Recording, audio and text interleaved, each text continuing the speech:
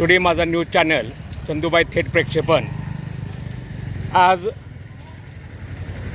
बस सेवेसाठी टुडे गावामध्ये साखळी उपोषण सकाळी 9 वाजल्यापासून चालू आहे।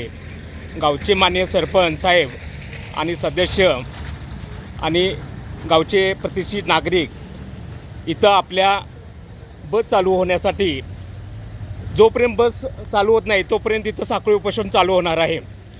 तेव्हा मी सरपंच साहेबांना विचारतो, तुमच्या काय मागणीसाठी तुम्ही इथं उपोषणला बसलाय? आम्ही गेले 2-3 महिने सातत्याने प्रयत्न करत आहोत की आमच्या गावातील नागरिकांना व विद्यार्थ्यांना बस सेवा कर्नाटक सरकारकडून मिळावी। त्यासाठी त्यांना निवेदनं देण्यात आली आणि बस थांबा ही 22 तारखेला केली होती।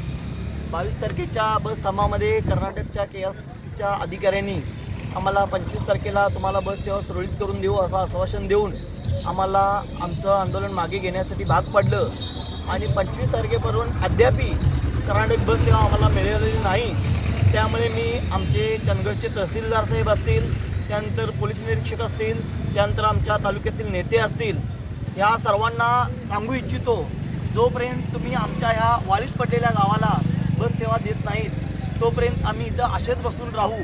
मग प्रशासनाला कधीही जाग येऊ, त्या जाग येईस तोपर्यंत हे सगळे ऑप्शन चालूच राहील। याचा गांभीर्याने कर्नाटक बस विभागानं ही दखल घ्यावी व तसंच आमच्या महाराष्ट्र चंदगड आगारनं याची दखल घेऊन आम्हाला तोडये मेळगाव बस सेवा चालू करून आमच्या होणाऱ्या विद्यार्थ्यांचे हाल व सर्व नागरिकांचे हाल थांबावेत एवढीच आम्ही विनंती करत आहोत। आमच्या ह्या उपोषणाला आज सुरुवात झालेली आहे आणि हे उपोषण आता जोपर्यंत बस सेवा चालू होणार नाही तोपर्यंत असंच चालू राहील। त्यामुळे प्रशासनानं याचा लवकरात लवकर विचार करून आम्हाला बस सेवा सुरळीत चालू करून द्यावी एवढीच आम्ही तुमच्याकडे मागणी करतो। ठीक आहे, धन्यवाद साहेब।